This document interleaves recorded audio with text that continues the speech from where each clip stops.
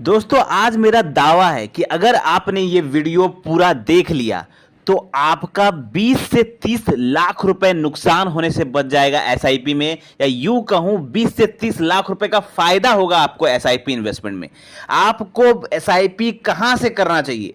Bank से करना चाहिए या आपको ग्रो एप्स या किसी और ऐप के माध्यम से करना चाहिए? बहुत सारे लोगों के मन में यह भी सवाल होता है कि जो एसबीआई का योनो ऐप है, स्टेट बैंक का जो योनो ऐप है, वहां पर भी म्यूचुअल फंड का सेक्शन दिखाता है, तो क्या हम वहां से म्यूचुअल फंड करें तो क्या हमें फायदा है या हम ग्रो ऐप से करें तो हमें फायदा है? बहुत सारे लोग ये कहते हैं जो फोन पे यूज करते हैं, ठीक है, तो फोन पे में भी सेक्शन आता है म्यूचुअल फंड का, तो क्या हम वहां से इन्वेस्टमेंट करें तो फायदा है या ग्रो ऐप या किस टाइप के इन्वेस्टमेंट ऐप से करें? ठीक है, इस सारा कंफ्यूजन आपका दूर कर देंगे और कहां इन्वेस्टमेंट करने से आपका 20 से 30 लाख रुपए का नुकसान होने से बच जाएगा, यूं कहें 20 से 30 लाख रुपए आपको फायदा होगा, वो भी बताएंगे। विथ कैलकुलेशन दिखाएंगे आपको, कैलकुलेशन में दिखाएंगे कि कैलकुलेशन क्या कहता है, कैसे आपका 20 से 30 लाख रुपए नुकसान होने से बच जाएगा एसआईपी इन्वेस्टमेंट से। तो शुरू से लेकर लास्ट तक ये वीडियो जरूर वॉच करें। सबसे पहले हम बात करते हैं कि एसआईपी इन्वेस्टमेंट कैसे हो रहा है आज के टाइम पर। सबसे ज्यादा अगर देखा जाए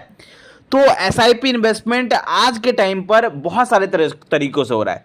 कुछ लोग क्या करते हैं कि बैंक में जाते हैं और बैंक के थ्रू एसआईपी करवाते हैं, ठीक है, बैंक में जाते हैं, बैंक का वहाँ पे आदमी रहता है, उसके थ्रू एसआईपी करवाते हैं। वो कह देता है कि हाँ आप ये फंड में एसआईपी कर लीजिए, ये फंड में एसआईपी कर लीजिए, ठीक है, वो अपने हिसाब से फंड बताता है, वहाँ पे करता है लोग।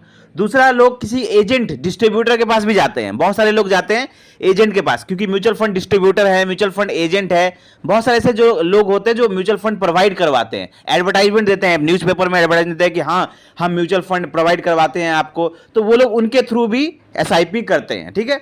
और एक तरीका हो गया आजकल जो बहुत पॉपुलर हो गया है, वो है डायरेक्टली आप क्या करते हैं, ग्रो ऐप जो होता है, जैसे ग्रो ऐप हो गया, अप स्टॉक हो गया, एंजल वन हो गया, इस तरह के जो ऐप्स है, ये जो डायरेक्टली आपको एसआईपी प्रोवाइड करवा रहे हैं, इस टाइप के ऐप से कर रहे हैं। तो हम जो कर रहे हैं यहां पर फायदा किस में है? देखिए, सबसे पहले मैं आपको एक चीज बताना चाहूंगा, जब आप बैंक में जाते हैं, बैंक के थ्रू एसआईपी करने के लिए जाते हैं, चाहे आप योनो ऐप, जो योनो ऐप होता है उसके थ्रू जब आप एसआईपी करने जाते हैं, तो वहां पर आपको ज्यादातर रेगुलर स्कीम वाले फंड थमाए जाते हैं। रेगुलर प्लान, रेगुलर और डायरेक्ट दो टाइप का एक अंतर होता है। हर फंड का, हर म्यूचुअल फंड का रेगुलर प्लान भी होता है, डायरेक्ट प्लान भी होता है। रेगुलर प्लान में आपको कहीं ना कहीं थोड़ा नुकसान है, डायरेक्ट प्लान में आपको फायदा है। क्यों, मैं बता रहा हूं। देखिए, जब आप रेगुलर प्लान चूज करते हैं, किसी भी म्यूचुअल फंड का रेगुलर प्लान चूज करते हैं, तो वहां पर एक टर्म कहा जाता है जिसे कहा जाता है एक्सपेंस रेशियो।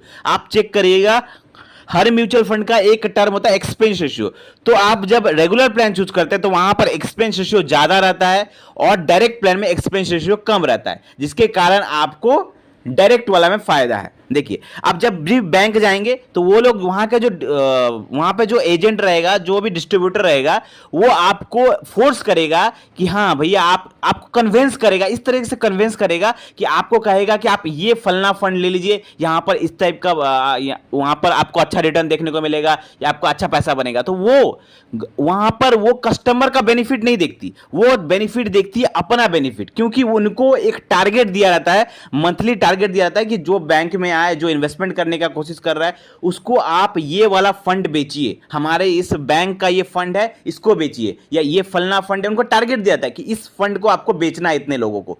तो वो टारगेट बेस पे काम करते हैं, वो कस्टमर के बेनिफिट पे काम नहीं करते। आपका क्या गोल है उससे उनको कोई मतलब नहीं है, वो बस आपको कन्विंस करेंगे कि आप ये वाला फंड ले लीजिए क्योंकि इस फंड में आपको अच्छा रिटर्न देखने को मिलेगा। क्यों? क्योंकि उनको कमीशन मिला हुआ रहता है, उनको उस फंड में कमीशन है, इसलिए वो टारगेट बेस होकर आपको, बैंक वाले आपको ये वाला फंड थमाने की कोशिश करेंगे। चाहे आप किसी डिस्ट्रीब्यूटर के पास भी जाएंगे ना, अगर आप एजेंट के पास जाएंगे, डिस्ट्रीब्यूटर के पास जाएंगे, तो भी वो आपको कोशिश करेंगे कि आपको वो रेगुलर फंड थमाए, वो फंड थमाए जिसमें उनका कमीशन बना हुआ है, और वो कमीशन जुड़ जाता है आपका एक्सपेंस रेशियो में, फंड के एक्सपेंस रेशियो में जुड़ जाता है, और वो एक्सपेंस रेशियो बाद में जाके आपका भारी नुकसान आपको देखने को मिलता है। 20 से 30 लाख रुपए का आपको नुकसान देखने को मिलता है। मैं आपको कैलकुलेशन दिखाऊंगा, अभी लाइव कैलकुलेशन आपको दिखाऊंगा, जिससे आपको समझ में आ जाएगा कि कितना हम लोग को अंतर पड़ता है, ठीक है। अब वहीं अगर आप किसी ऐप के थ्रू करें, जैसे ग्रो ऐप हो गया, अप स्टॉक हो गया, एंजल वन हो गया, इस टाइप के जो ऐप से आप करते हैं, तो वहां पर क्या होता होता है कि आप अपने हिसाब से फंड चूज कर सकते हैं।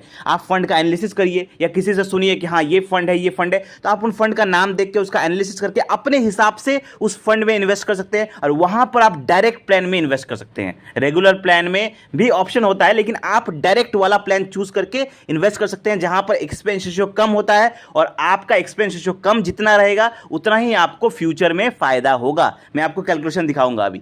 तो इसीलिए हमें हमेशा कोशिश करनी चाहिए कि हम बैंक, डिस्ट्रीब्यूटर, एजेंट या योनो ऐप में भी अगर आप देखेंगे ना, तो योनो ऐप में भी आपको ज्यादातर आपको रेगुलर फंड वाले स्कीम दिखाए जाएंगे।